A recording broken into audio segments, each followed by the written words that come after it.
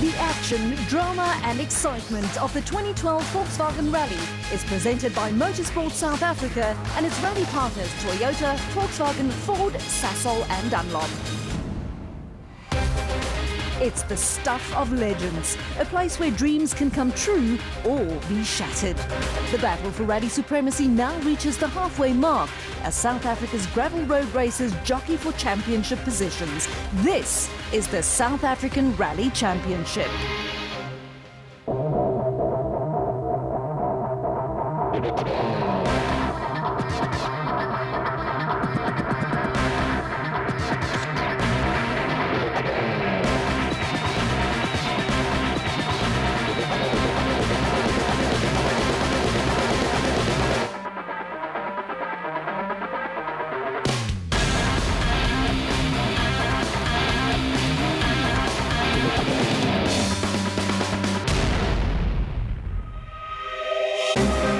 In this edition of the NRC, we glance back at all the drama that unfolded during the Toyota Gauteng dealer rally, and we bring you all the excitement from round 4 of the 2012 South African Rally Championship, the fearsome Volkswagen Rally.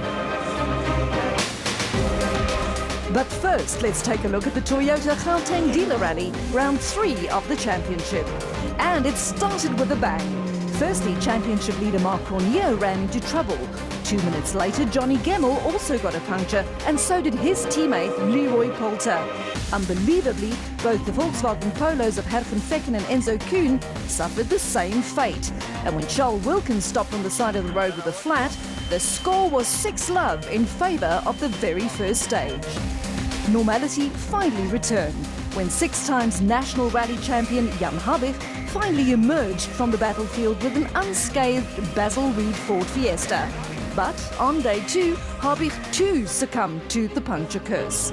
Thanks to Habich's woes, it was the Sasol Ford Fiesta of John Williams that inherited the lead, closely followed by the total Toyota of JP Damso. The Q8 Oils Peugeot of Hein Latergan had crawled its way into 3rd and was now in hot pursuit.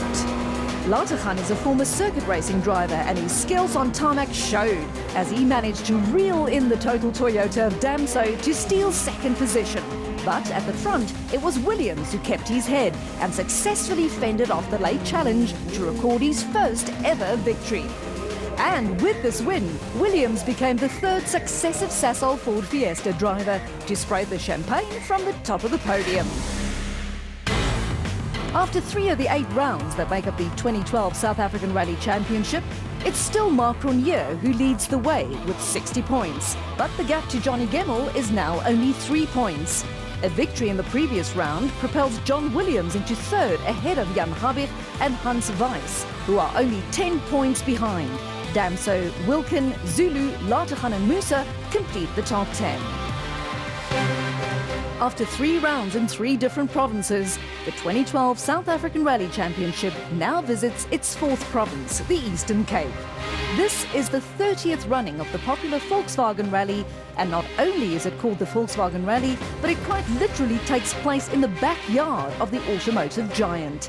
The ceremonial start is in front of the popular Volkswagen Pavilion in Uitenhage, after which the crews will tackle a number of stages in the feared Longmoor Forest, around 50 kilometers west of Port Elizabeth. The Longmoor is renowned for separating the men from the boys, as the roads are not only super fast, but also have huge drops on the side of the mountain that are too close for comfort.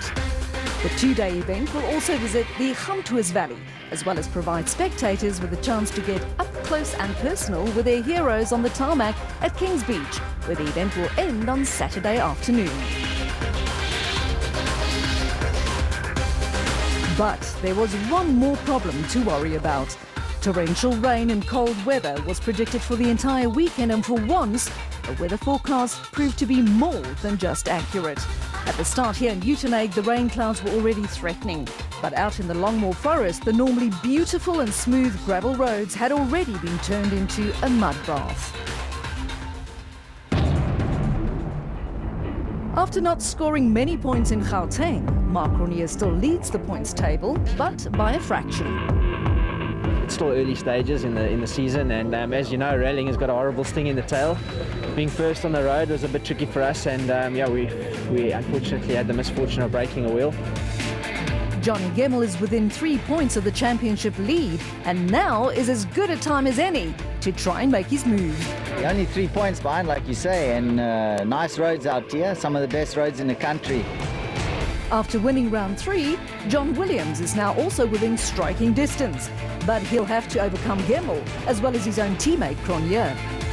We're in a good position for the championship, and we want to try and obviously hang in there. I think the pressure's on them to sort of win, and for us, we'll just see what they do. Had it not been for an inexplicable puncture on the previous round, 6 times national champion Jan Habig would have been just 1 point from the top of the championship points table. These kind of things happen in rallying, and I think we'll just tackle this event, get maximum points. Dutchman Hans Weiss has impressed friend and foe with his speed on foreign soil, but will start the Volkswagen Rally with the added pressure of driving a Volkswagen on its own event. We want to have a good result for sure. This would be our first time with the S2000 on wet conditions, so we have to see the first stage how it's going. 6th in the championship is a good position for Cape Townian JP Damso. We all would love to improve on that, but the competition, you know, is tight there, and to get into the top 10 is difficult. And following a series of punctures on both rounds 2 and 3, Habig's teammate Charles Wilkin finds himself down in 7th. Yeah, hopefully this rally looks awesome. The roads are super smooth, and it could be a good one, but the weather's changed a bit, and you know, it's going to be difficult to judge the speed to drive it. In only his first season behind the wheel of an S2000 machine, Gugu Zulu is doing well to occupy 8th and leading the new for 2012 class S2000 challenge. A fine second position on round 3 sees Hein Latergan move into the top 10, a position that he would clearly love to improve on here in the Eastern Cape. I think this event will be tricky now with the rain, so hopefully the experience will help you to get through it and get a good result. And despite having his fair share of bad luck so far in 2012, Mohamed Musa still holds on to 10th in the overall title chase. Toyota's Leroy Poulter will also be keen to get his 2012 season back on track. We just had a lot of bad luck, and you know, it started off from race 1 with the car burning, and you know, it just seemed to have carried on throughout the event. So I really need to turn it around. Besides Poulter, a number of really big names remain ominously missing from the points table. Both former champions Enzo Kuhn and Hergen Fecken find themselves outside the top 10. But this is the Volkswagen Rally.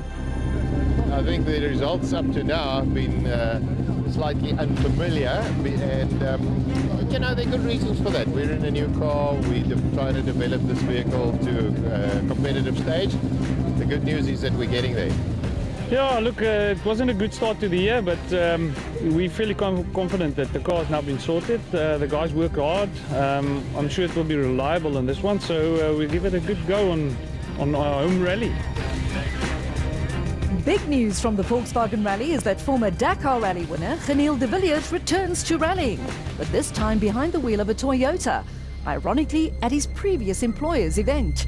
Yeah, I must say it's quite exciting. You know, I've been out of action now for you know, the first part of the year, and thanks to Imperial and Toyota and to Red Bull, you know, I'm able to make sort of a comeback now. It's finally time to leave the comfort of the VW Auto Pavilion behind and to venture into the unknown. Championship points leader Marc Cronje is the first to be waved off by Volkswagen Managing Director David Powles, followed by the 2 Toyotas of Johnny Gemmell and Leroy Poulter. Hergen Fecken is the first of the local BP Volkswagens to lead for the long haul, ahead of the 2 Basel Reed Fiestas of Jan Habig and Charles Wilkin. Stage 1, or Melon, is only 10 kilometers long. It's a beautiful piece of gravel road that was last used in the early 90s, but the heavy rains have turned it into a tough test of driving skill on waterlogged and slippery muddy roads.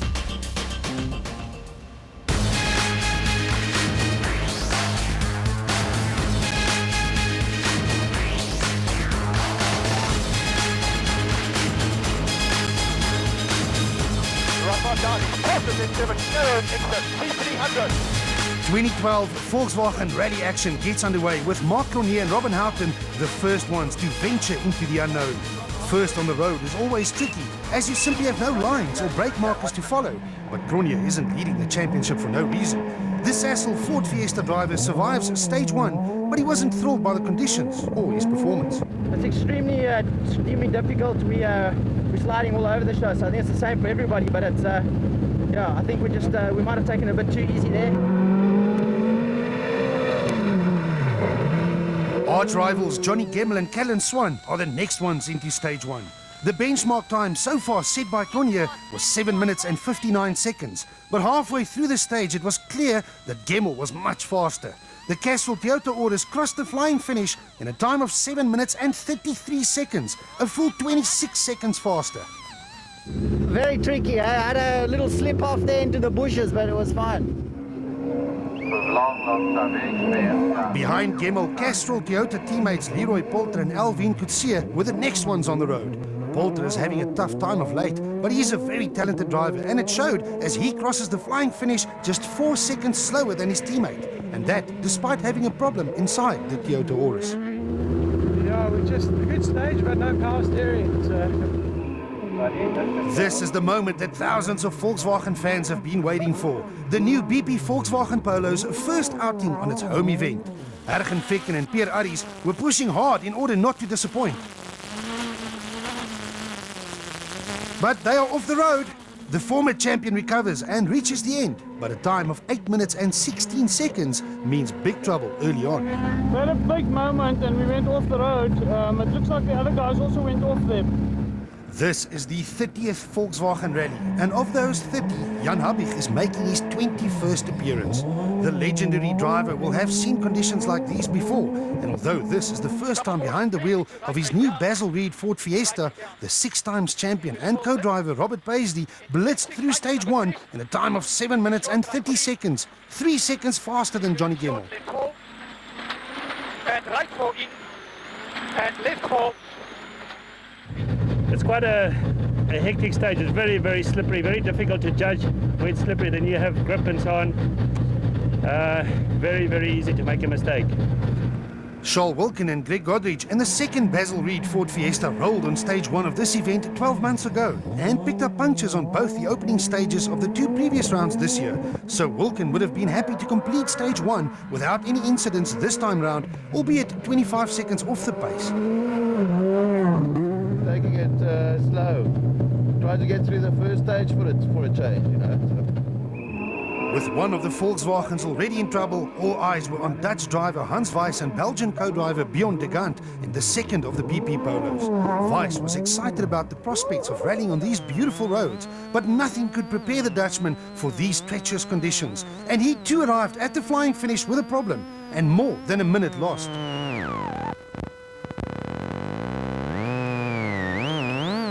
That was not a good one for us. I got struggling with the wipers and the closed windscreen and totally no turn in of the car, and we got off and we could continue, but it's really bad. It was now up to Enzo Keane and Guy Hodgson to wave the Volkswagen flag. For some reason, call it irony or Murphy if you want to, the sponsor of an event very rarely succeeds in winning their own event, and it seems like the 2012 Volkswagen Rally would be no different. Keane is normally a master in these conditions, but something inside the BP Polo was holding him back. On the start line we lost four-wheel drive. I'm not sure if it's an electronic problem or pressure problem or a drive shaft, but we only got two-wheel drive, so it's like driving an old-style rally car. The confidence levels inside the second of the Sassel Ford Fiestas must have been high following their victory on the previous round, but John Williams is still young and probably not used to such severe conditions. Together with Kobus Frey, the Cape Townians had a scary moment or two on stage 1, but still completed the stage with the 8th fastest time. Everyone was running wide and sort of bouncing off the fence, and when I got there was no more fence, and back of the car slid into the ditch, and we managed to keep it spinning and got out, but yeah, it was a lot more slippery than I thought it would be. Tough. The Q8 Oils Peugeot 207 of Hein Lategan and Johan van der Merwe was the next car into stage 1. Lategan is also fresh from a podium finish on the previous round and despite having an overshoot, still managed to survive stage 1 with the 9th fastest time.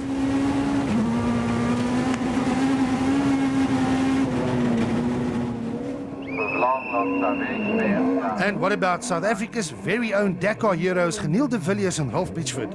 The rain and mud of the Longmore Forest is very far removed from the sand and dust of the Atacama Desert. But the Imperial Toyota driver completed his first rally stage of 2012 with the 5th fastest stage time. No, happy, and the car feels good, and we'll see on the next stage. Behind the first 10 or so cars on the road, a number of very fast drivers still had to contend with these severe conditions. Team Total's Jean-Pierre Damso and Grant Martin set an impressive time of 7 minutes and 35 seconds, less than 4 seconds off Habig's time and good enough for 3rd. Henk Lategan is just 18 years old, but he's also the son of Hein Lategan. Together with co-driver Barry White, the Q8 Oil's Volkswagen Polo driver set the 6th fastest time of all, less than a second ahead of the Monster Energy Ford Fiesta of Sebastian Klaassen and Cindy Harding, who also impressed by setting the 7th fastest time. Young Namibian driver Wilro Dippenaar and Morne de Tooy round off the top 10 behind the wheel of their older generation BZM Toyota.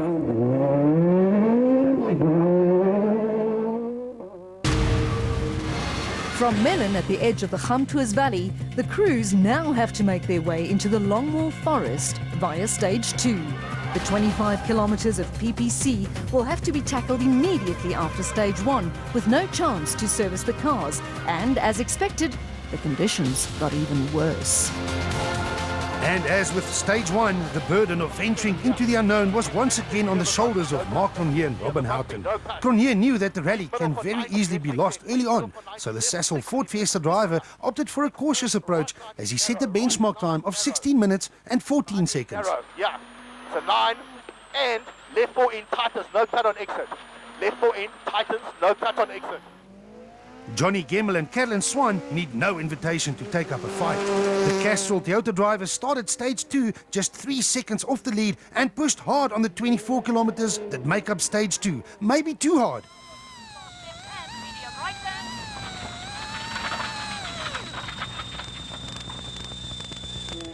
Gemmel miraculously did not hit anything and still recovered to set a time of 15 minutes and 56 seconds, 18 seconds faster than Cronje.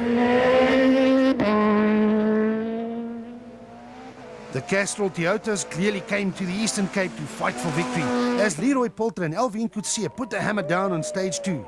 Poulter mastered the slippery roads of Stage 2 and crossed the flying finish in a very quick time of just 15 minutes and 49 seconds, a full 6 seconds faster than his teammate, and that despite picking up a puncture.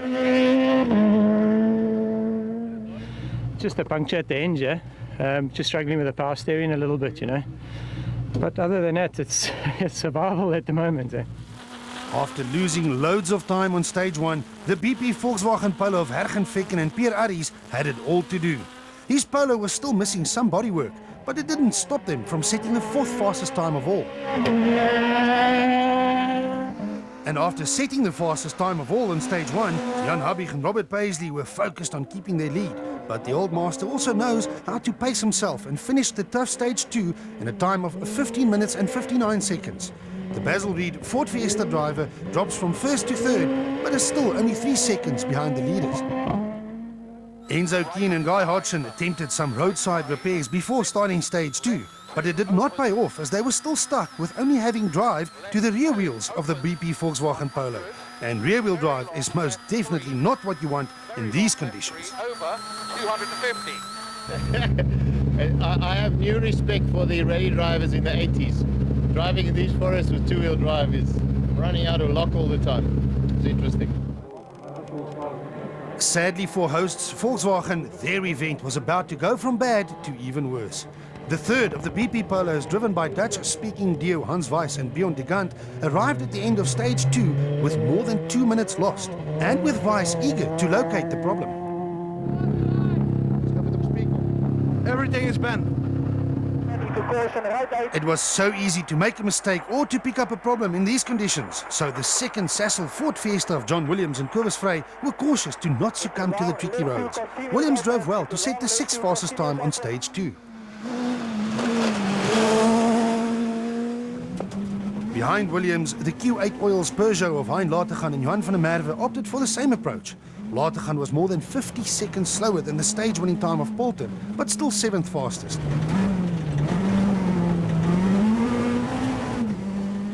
The team total Toyota orders of JP Damso and Grant Martin were in 3rd position overall after stage 1. Damso is also not one for taking too many risks and took it easy on stage 2. His time was 8th fastest. Just 6 seconds slower than Damso was the older generation BP Polo of Gugu Zulu and Carl Peskin. Zulu is having an excellent year so far, and although he completed stage 2 in 9th position overall, his focus was on winning the Super 2000 Challenge class. Zulu's main rival for Super 2000 Challenge honours is none other than the young Henk Latergan and co-driver Barry White. After stage 2, Latergan Jr. finds himself just 0.3 seconds behind Zulu, so the fight for S2000 Challenge was a close one. And the left 4 and up. After 2 of the toughest and wettest stages we've seen in many years, it's the Castrol Toyota of Leroy Poulter and Johnny Gemmell who find themselves at the top of the leaderboard. But the old master Jan Habich is just a few seconds behind. Championship leader Marc Cornier is in 4th, ahead of Sasol Ford teammate John Williams and the Toyota of JP Damso. Ergen Fecken is the leading Volkswagen, but down in 7th, while Latergan, Zulu and Latergan Jr. round off the top 10. The 30th running of the Volkswagen Rally suffered from severe weather conditions, making the going more than tough.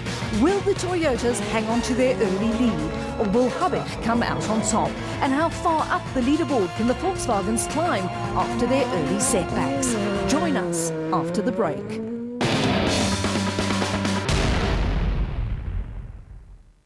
Sometimes the spirit is stronger than the body.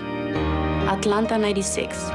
A 17-year-old Carrie Strug is last to vault for the USA, needing both her scores to count if her team is to clinch gold. She twists her ankle, then, fighting back tears, she does this. She's the last to go. She's the only one who can do it. A 9-7-1-2. She has done it. Take a look at history. 20 years ago, the big one, that was when Nadia won gold.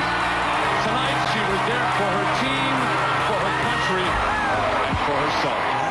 That is Olympic spirit. I will try to fix you.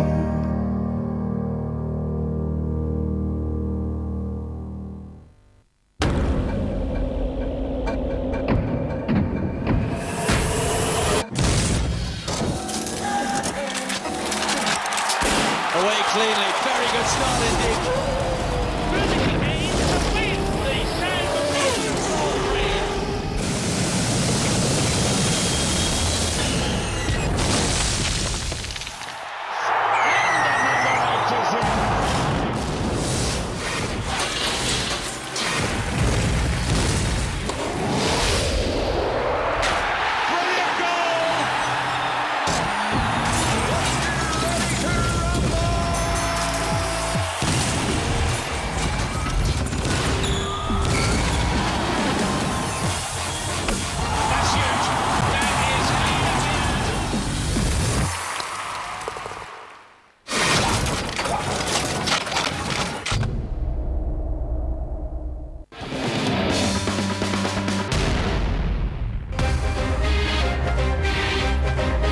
It is still the first day of a very cold and very wet Volkswagen Rally.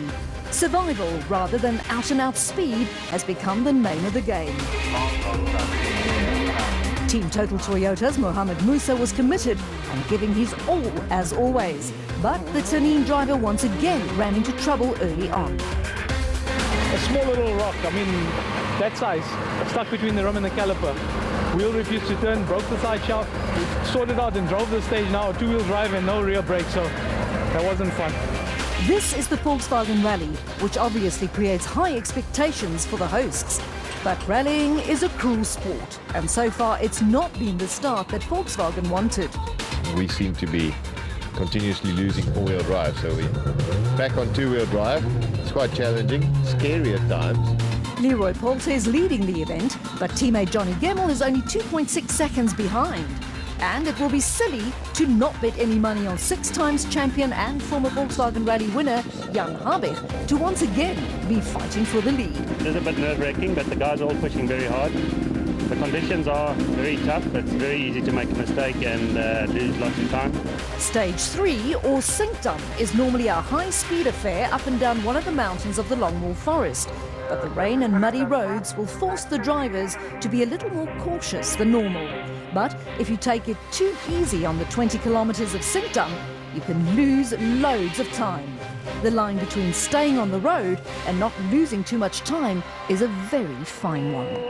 Gugu Zulu and Carl Peskin in the BP Polo were locked in battle with a similar Q8 oils machine of young Henk Latergan and Barry White. Their battle was not only for Super 2000 Challenge honours, but also for a position in the overall top 10. On stage 3, Zulu beat his young rival by 4 seconds.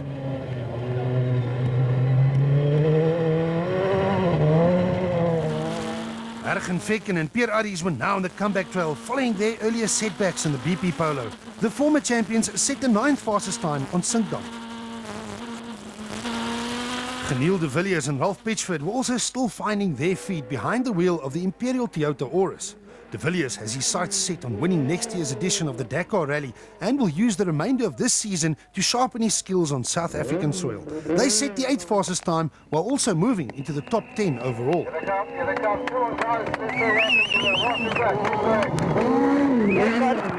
John Williams and Kobus Frey are now real contenders to not only win rallies but also the championship. The Sassel 4 driver did not take any risks on Sinkdam to set the 7th fastest time, but more importantly, to hang on to his 5th position overall.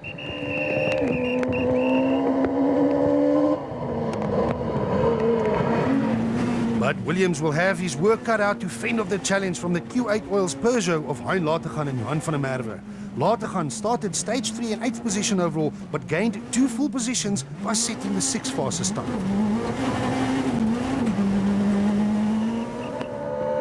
Enzo Keen and Guy Hodgson were weighed down on the overall standings, but the Volkswagen technicians managed to restore drive to all 4 wheels of his BP Ultimate Polo. The former champion was now on a charge back up the leaderboard and set the 5th fastest time of all on stage 3. Leroy Poulter and Elvin Coetzee were happy to be in contention once again. The Castrol Toyota driver took the overall lead on the previous stage, but a slow time according to his high standards on stage 3 saw him drop from 1st to 3rd on the overall standings. Championship leaders Mark Ronier and Robin Houghton were probably not satisfied with their 4th position overall, but on stage 3, the Sassel Fiesta driver opened up the taps and set the 3rd fastest time of all. It did little to the overall standings though, as Cronje was still in 4th. Long left 2, tightens to 7, no cut. Medium right hand. With Poulter setting a somewhat slow time, the door was open for both Jan Habig and Robert Paisley, as well as Johnny Gemmell and Callan Swan, to try and take over the lead. The Basil Reed Ford Fiesta of Habig managed to beat Poulter's time by a full 7 seconds to overtake the Toyota driver on the leaderboard. But it was the second Castrol Toyota of Gemmell who chose Sinkdam as the stage to make his move. Gemmell simply didn't seem to be fazed by the tough and wet conditions and raced down the mountain to take the stage victory by a full 10 seconds from Habig and to move into the overall lead. Gemmell's mind-blowing performance on stage 3 moves him to the top of the leaderboard, now a full 10 seconds ahead of the charging Jan Habig. Poulter drops from 1st to 3rd, but is still within striking distance, while a further 42 seconds separates him from Cronje in 4th. Williams is still 5th, ahead of Latergan, who gained a few positions, while Damso drops from 6th to 8th. The name de Villiers appears on the leaderboard ahead of Gugu Zulu, who rounds off the top 10. The heavy rain has finally taken its toll, not only on the drivers but also on the stages, as stage 4 in and around the Port Elizabeth Oval Track Raceway was deemed impassable and had to be cancelled. Gravel road racing for the day was now a thing of the past, which gave the drivers a chance to reflect on a tough day 1. Mark Ronier was not leading, but not too unhappy about his current 4th position. I think there's still a long way to go, so we need to work on our setup and understand the car a bit better and push a little bit harder tomorrow. Leroy Poulter dropped 2 positions, but was still just 15 seconds off the lead. I think it's tough out there. I think any slip up, I think we know it will be over, but it's close. The Volkswagen Rally has now become a two-horse race between Johnny Gemmel and Jan Habig. So what will it take to win? You're going to need quite a bit of luck on this event. The water is definitely playing a part in terms of making the conditions slippery. A fantastic time by Gemmel sees him in the lead of the Volkswagen Rally. Yeah, no, this last time we also had a go and it worked out quite nicely, so I think we're just in the lead now. Gravel road, or is that mud road racing for day one, is now behind them. But the action is far from over. Stage 5 is a super special stage at the Winterhoek on the outskirts of Uitenhage, where two evenly matched competitors will race one another on a similar course. First up, the Castrol Toyota of Johnny Gemmel and Callan Swan and the Sasol Ford Fiesta of Mark Renier and Robin Houghton. This is not only a fight for a rally win, but could also be the fight for the overall championship. This round, though, goes to Gemmel, who beats his rival by 3 seconds. The next race is a duel between the second Castrol Toyota of Leroy Poulter and Alvin Coetzee and the first of the BP Volkswagen Polos of Hergen Fecken and Pierre Aries. Fecken was eager to make up lost time, but it's hard to make up time on such a short tarmac stage, and the Polo loses another 3 seconds to Poulter. This is a race between Basil Reed Ford Fiesta teammates Charles Wilken and Greg Godrich and Jan Habig and Robert Paisley. Wilken is normally very quick in these type of tarmac stages, but this time he had to contend with a very fast Habig who was fighting for the overall victory. It's Habig who beats his teammate by 4 seconds. BP Volkswagen's Enzo Keen and Guy Hodgson square off against the Sasol Ford of John Williams and Cobus Frey. Volkswagen's bad luck on day one will be a bitter pill to swallow for the hosts, and Keen clearly still had an issue inside his Polo as he lost a full 12 seconds to Williams on the wet tarmac roads of Winterhoek. Hans Weiss and Bjorn de Gant were way down the leaderboard, but in the race against Hein Latergan and Johan van der Merwe, the Dutchman was obviously on a mission to restore some pride for his BP Volkswagen team, and that's exactly what he did. He only beat Latergan by less than a second, but his time was the fastest of the day, giving Volkswagen their first stage win on their home event. Latergan, however, did himself no harm by setting the second fastest time of the day. Next up, a race between two similar Toyotas. JP Damse and Grant Martin behind the wheel of the Team Total Toyota Auris, and Geniel de Villiers and Ralph Pitchford in the Imperial Toyota version. De Villiers is a former multiple circuit racing driver, but rallying is different, and it's the Total Toyota of Damse who takes the victory by just over a single second. Stages like these very seldom influence the overall outcome, but in a fight as close as the one between Gugu Zulu and Carl Peskin and Henk Latergan and Barry White, every single second counts. The Q8 Oils Polo of Latergan started stage 5 just 4 seconds behind the BP version of his rival, but the young Latergan managed to eat into Zulu's advantage by just over 2 seconds. More importantly, Latergan and Zulu set the third and fifth fastest times of all on stage 5. So these were the standings after stage 5 and at the end of a very demanding day 1 of the Volkswagen Rally. Johnny Gemmel is your leader by just 5.1 seconds over Jan Habig, with Leroy Poulter a further 13 seconds back. The Fords of Cronje and Williams hold station in 4th and 5th, ahead of Latergan. Fecken did well to recover to get to 7th, just 5 seconds ahead of Damse. Zulu and de Villiers swap places in 9th and 10th.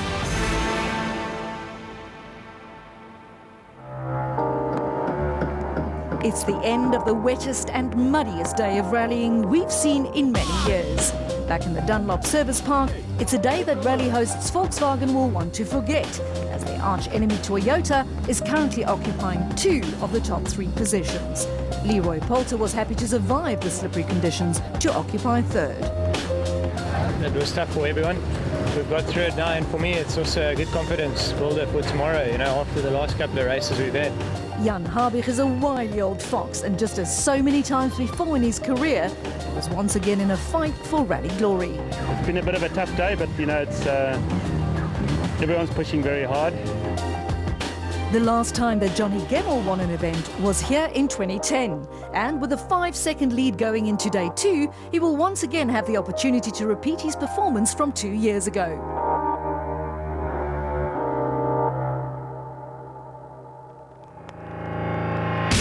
It's day 2 of the Volkswagen Rally here in the Eastern Cape.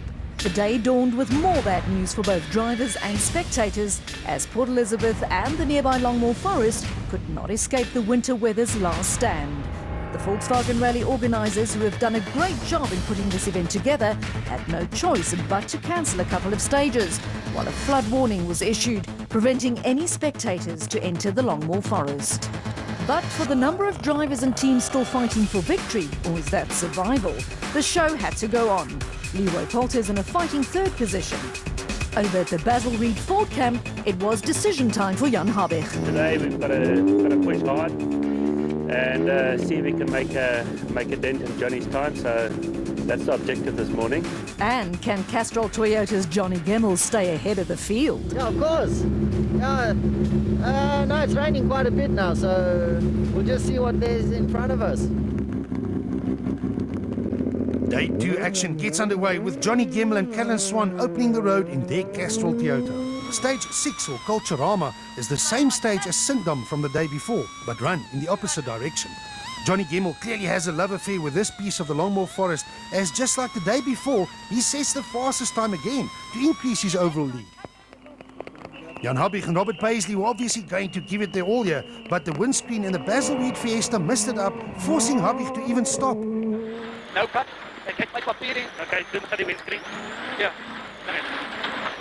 The gap between himself and Gemmell in the lead has just grown from 5 seconds to 27 seconds. Not the start to the day that Habig wanted.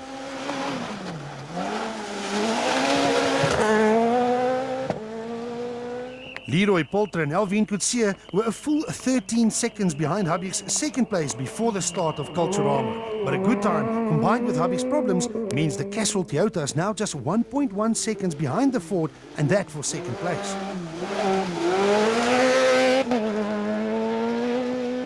Mark Ronier and Robin Houghton start the day in fourth, nearly a minute behind the leaders. But the Sassel Ford had its sights set on a podium position. The second fastest time of all on stage 6 did him no harm, but more importantly, he closed the gap to third place Poulter by 6 seconds. Right 3 in over crest. Max right 3 in over crest.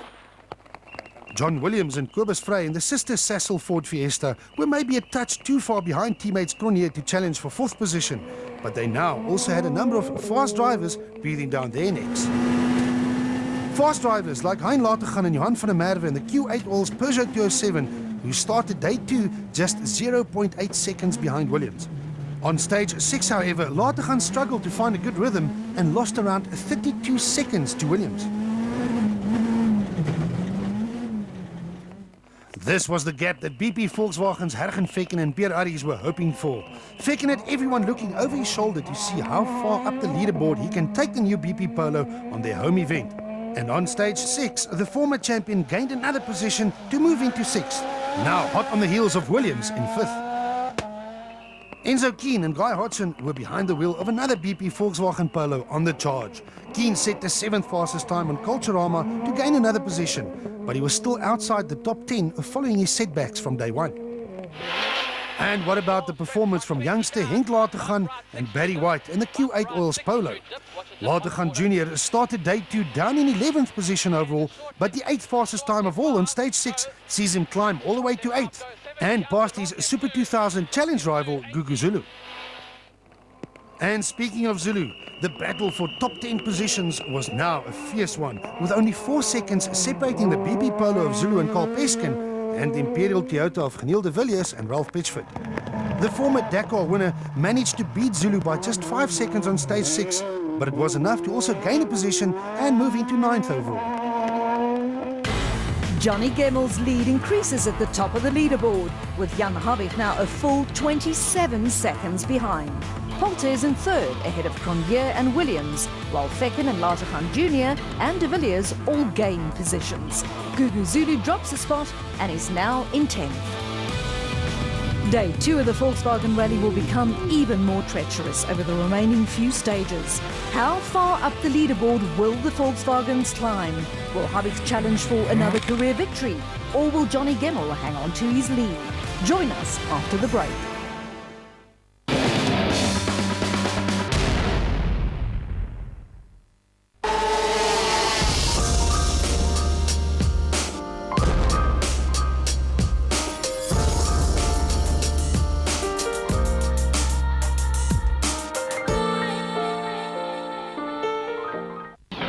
this weekend on Supersport.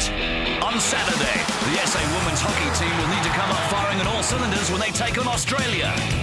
Then there'll be nothing undercooked about the Proteas when they face England on day 3 of the second test. And with a host of major players on course, expect an afternoon of thrills and spills on day 3 of the Bridgestone Invitational. Then on Sunday, the battle for dominance continues between England and South Africa on day 4 of the second test. Who will emerge victorious when South Africa clash with Pakistan at the London Olympics? And with just 5 races left in the season, Melandre will be eager to close the gap between himself and Bayashi at Silverstone. Let our lineup lead the way this weekend on Supersport. He's sagging his like, yo, he's wearing Timbs with a bandana. So it's just people in the house and you just watch them? Actually, the Big Brother phenomenon is an ongoing social experiment, Mom. But they're just talking in the lounge. Nothing has happened. You're missing the deeper insights, you know. It's what's not happening right now that reveals the human social complexity behind unfamiliar group dynamics. But what's the point, my boy? I can't stay at this for hours like you kids do. I wish I could get you out of the house so I can watch normal TV. Well, with the DSTV mobile drifter or walker device, I can watch up to 15 channels, including the dedicated 24-hour Big Brother channel, anywhere, anytime, on my laptop, smartphone, or tablet. DSTV premium subscribers like us pay no additional subscription fees. So come on, Mom, make the call. Then I'll get out the house. The freedom of DSTV mobile. Your parents might not get it, but you totally can.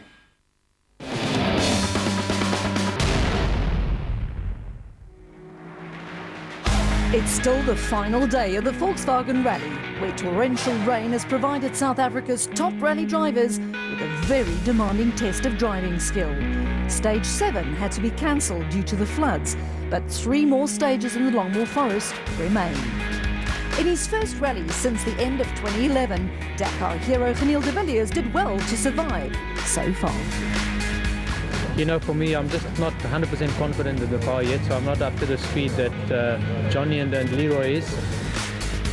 Volkswagen's Herr van Vecken was on a mission to salvage some points for sponsors Volkswagen on their home rally. Depends on how many of the stages are going to be cancelled. You know, you need a bit of kilometers to make up time. So, well, we'll see. But at the top of the leaderboard, it was still Johnny Gemmel, who now had a comfortable lead over Jan Habig. It's very easy to make a mistake, and you know you won't come out of the stage, so just got to keep things focused and do what we've been doing. With stage 7 cancelled, it's on to stages 8 and 9. Exact repeats of stages 1 and 2 from the day before, with no chance to service the rally cars in between. Together, they provide another 35 kilometres of muddy rally roads that can result in victory or crushing defeat. With a strong field of no less than 18 Super 2000 four-wheel drive rally machines with the country's best drivers behind their wheels, it is becoming increasingly difficult to finish in the top 10 of any round of the South African Rally Championship. And surprisingly, given these treacherous conditions, 17 of the 18 that started are still running, with the new Africa Developments polo of Japie van Niekerk and Gerard Snyman the only casualties so far after failing to make the start. Team Total's Mohamed Musa and Andre Vermeulen suffered ill luck on day 1 and lost several minutes when a stone got lodged between the brake caliper and the rim of a rear wheel, damaging the drive shaft in the process. Musa must be wondering what else he must do to have a clean run, but the Tanin businessman consolidated on day 2 to gain valuable experience in conditions that he would have probably never seen before. The Monster Energy Ford pairing of Sebastian Klaassen and Cindy Harding were fresh from their best ever result on the previous rally in Gauteng, but the Cape Town-based Dutchman also found it going tough in the wet and slippery Longmoor Forest. Klaassen knew he had little to gain and survived the Longmoor to at least reach the finish of probably also the toughest event that he's ever contested. Namibian duo Voldo Dippenaar and Morne de Tooy were most definitely not used to these wet conditions, so the PZN panel beaters Toyota driver did well to not make any mistakes or to fall off the road. They were rewarded with 14th place overall after a somewhat conservative but nonetheless safe run. Dippenaar's finish also bags him the points that come with 3rd in the S2000 Challenge class. Dakar veterans Geniel de Villiers and Ralph Pitchford endured a baptism of water and mud and slippery conditions in their brand new Imperial Toyota Auris. De Villiers started day 2 in 10th position following a few good stage times, but the Red Bull athlete wasn't prepared to stick his neck out or damage the new Auris on day 2. A puncture late on the same day also didn't do him any favours, and all things considered, the Cape Townian wasn't too unhappy about reaching the finish, albeit in 13th position. Hans Weiss and Bjorn de Gant were excited about rallying on the Longmoor's beautiful and fast sweeping gravel roads, but the conditions played havoc with the Dutchman's strategy. Every event so far this season is new to the Dutch and Belgian pairing, who has no previous experience or knowledge of our roads and conditions to rely on. Weiss started the day as the last classified Super 2000 runner, but showed great pace as he fought his way back to an eventual 12th position overall. Ahead of Weiss, Team Total's Jean-Pierre Damso and Grant Martin were also not comfortable in the wet. Damso started the event well, but slid down the leaderboard as he wasn't prepared to take any risks whatsoever. The Somerset West-based driver and son of rally legend Serge Damso persevered through the tough conditions and just missed out on a top 10 result by finishing 11th overall. Yeah, I think that's about it. Just surviving. Geez, look. Ahead of the 17 remaining cars that made up the strong Super 2000 field, drivers were now fighting for both survival as well as a coveted top 10 finish on the 2012 Volkswagen Rally. Charles Wilkin and Greg Godrich also battled to find a good rhythm inside the Basil Reed Ford Fiesta. The former circuit racing champion was determined not to damage his car, and after stage 9, they finally managed to break into the top 10. Gugu Zulu and Carl Peskin were in the battle of their lives with a similar older generation Volkswagen Polo of Henk Lategan and Barry White. It wasn't just a battle for top 10, but a battle for Super 2000 Challenge honours. Zulu, inside the BP version, completed stages 8 and 9 just 7 seconds behind his young rival. BP Volkswagen's Hergen Vekken and Pierre Aries were on the comeback trail and charging back up the leaderboard.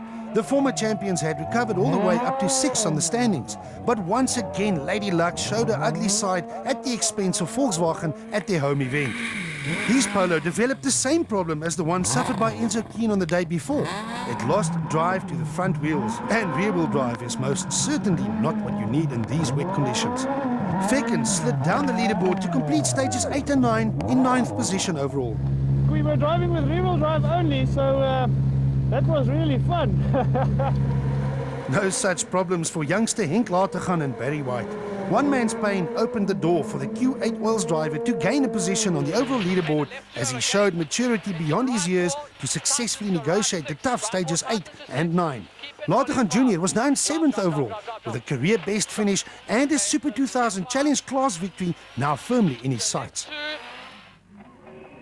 And with Hergen Vekken struggling with only two-wheel drive, who better than to pick up the Volkswagen baton than teammates and former champions Enzo Keen and Guy Hodgson. Keen started stage 8 way down in 12th position overall, but a fast time on stage 8 moved him up to 11th. Clearly, the teething problems in his new BP Polo was now sorted, and another very quick time on stage 8 propelled him all the way from 11th to 6th on the overall standings.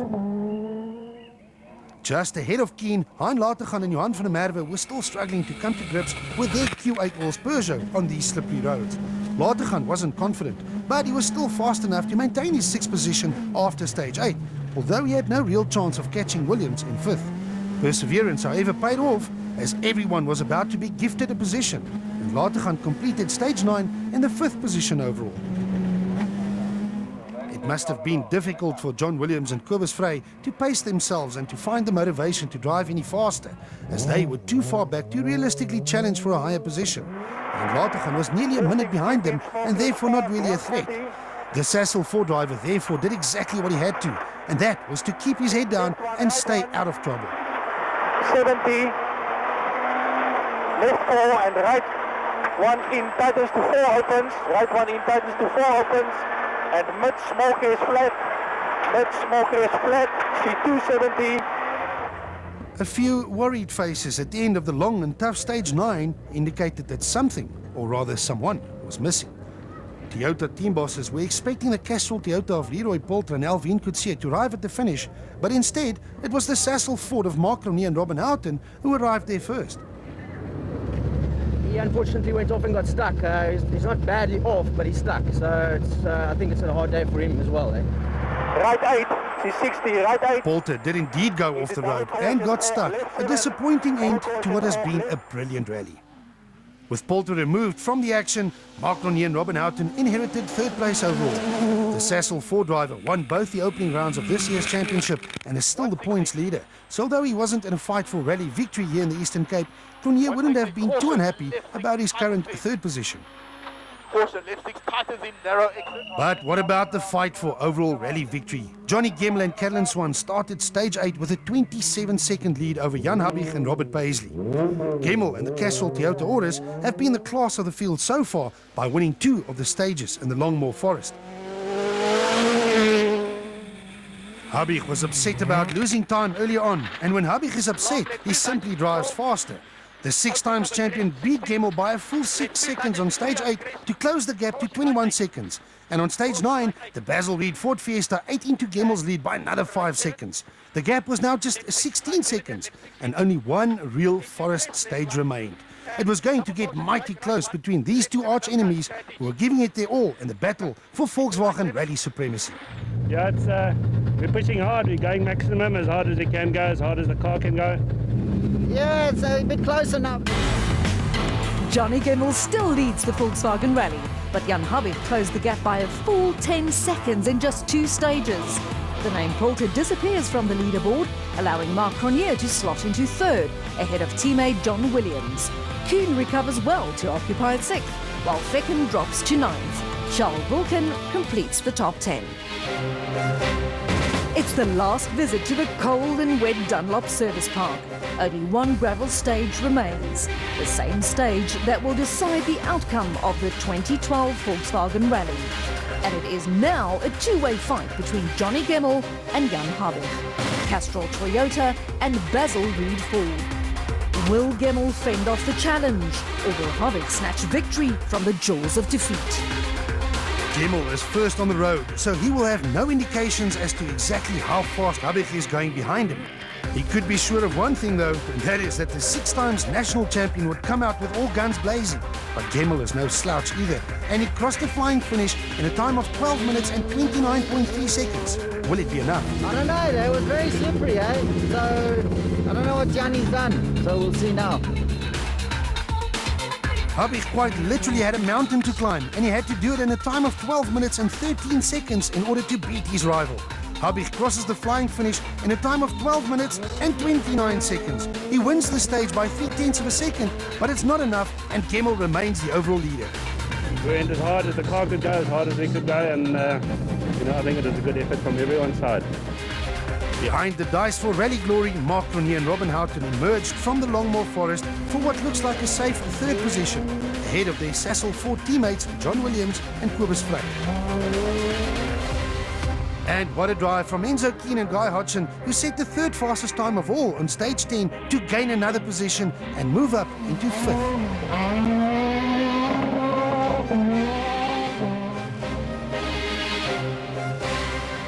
And this is the final battlefield. A short 1.73 kilometers stage on the very wet tarmac at Kings Beach in front of thousands of fans who brave the cold and rain to get a taste of the action. It's unlikely that less than 2 kilometers will play a huge role in the outcome, but the teams still have to complete the stage before reaching the safety of the post-race Parc Fermé. It has been a weekend that Charles Wilkin and Greg Godrich would want to forget, but the Basil Reed Ford driver still claimed the points that come with 10th position. Gugu Zulu and Carl Peskin may have lost the battle against Henk Latergan for his 2000 Challenge honours, but 9th overall is still good enough to lead the class points table. And a tough weekend for Hergen Fecken and Pierre Aries, who would have loved to please their fans with a better result, but had no choice but to settle for 8th. 7th was a fantastic result for young Henk Latergan and Barry White, who also claimed their first ever Super 2000 Challenge victory. Hein Latergan and Johan van der Merwe completes the Volkswagen Rally in 6th overall, just 26 seconds ahead of his son Henk. And what a comeback from Enzo Keen and Guy Hodgson, who restored Volkswagen's pride and showed what the new Polo is capable of as they climbed their way all the way up to 5th overall. John Williams and Kobus Frey complete a steady and faultless weekend with a fine 4th position overall. And late drama for Mark Cronje and Robin Houghton, who very nearly didn't even make the start of the final stage. Unfortunately, we got caught out. The organizer sent us down a road, and the river was actually coming up, and insisted that we go down there. And we got stuck in the river. We managed to get it out eventually. Came back here quite late. And at the very front of the field, Jan Habig and Robert Paisley gave it one last shot by taking another stage victory, their 5th in succession and the 6th of the event for the Basil Reed Ford driver.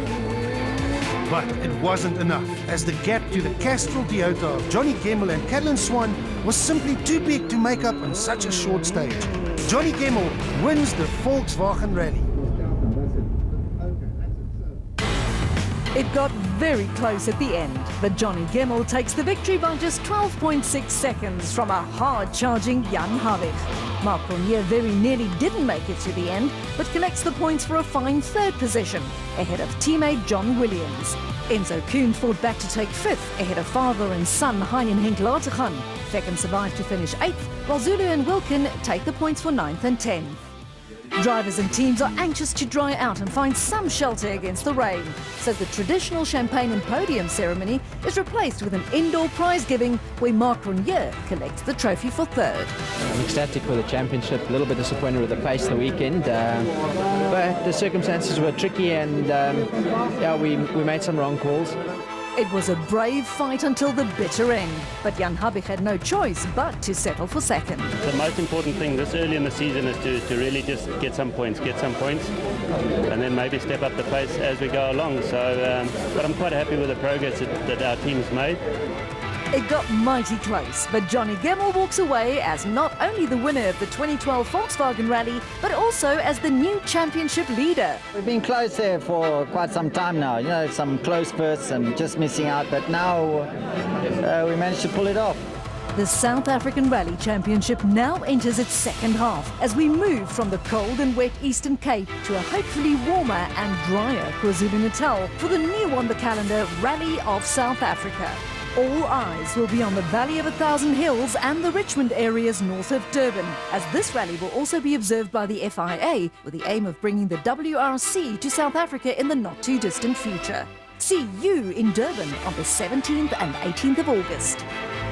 The action, drama and excitement of the 2012 Volkswagen Rally was presented by Motorsport South Africa and its rally partners Toyota, Volkswagen, Ford, Sasol and Dunlop.